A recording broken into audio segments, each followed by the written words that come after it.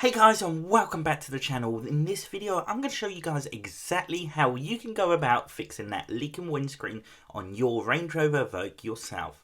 Now obviously this will work with other vehicles, but this is a common issue on the Range Rover Evoque, and that's why I'm showing you guys how to do it on here.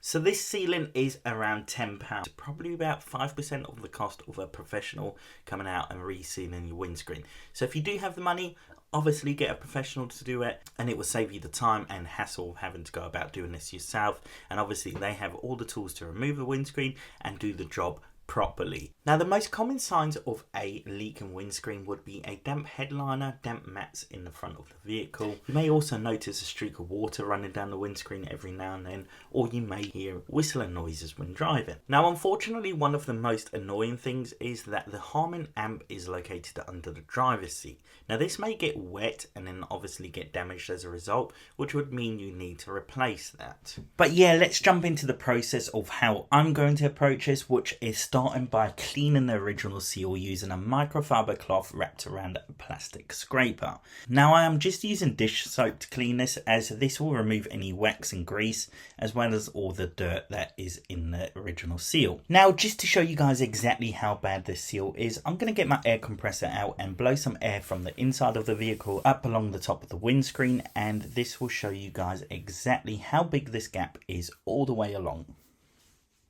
Now after letting this dry, I'm going to go in with my sealant and start from the middle of the windscreen, because I won't be able to do it all in one sweep. Now I start on the passenger side simply because this is the side that was causing me issues. I wanted to get a thin layer in there first so that it can fill in the smaller gaps, and then we can go over it again and apply some more silicone. Now it is a bit fiddly to get this done, and if I were to do it again, I would now mask off the roof just so that I could get a perfect finish when you pull up that masking tape when the silicone's still damp, and that way you can just get a straight edge all the way along and it would just look like a factory finish in my opinion. The main reason I wanted to approach this myself is simply because I was a bit worried if I had someone come out and remove the windscreen, it may crack on removal and then the windscreen would need replacing, which obviously would result in having no vehicle for a few days while the replacement windscreen arrives. And we also don't know if the replacement windscreen would be as good as the original.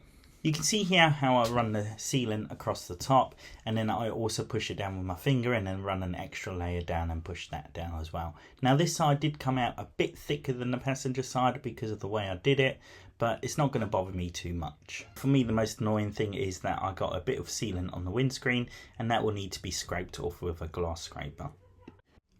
But overall, I'm really pleased with the results, and I did run a test about 48 hours after doing this, and there was no signs of any water coming through, and also the wind noise had stopped. I did have to thoroughly clean the inside using an upholstery cleaning machine because there was a lot of dampness on the mats and it had started to turn into mould, which you probably noticed in that first clip.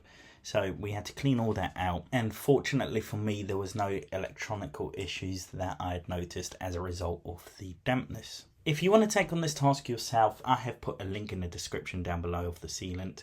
And if you found this video useful, please do give it a thumbs up and subscribe to my channel. And do comment below if you have any ideas on any upgrades that I should do on this vehicle. Obviously, I have already fitted an Apple CarPlay system, so if you guys do want to know how to fit one of those or want to know where to buy one, I've got another video on that which I'll pop up on the screen. I am thinking about upgrading the AC control panel to the LCD one, so that is a potential future upgrade, but I'm always open to new suggestions and options. And if you do have any suggestions on improving my videos, please do let me know, and I look forward to seeing you all in the next video.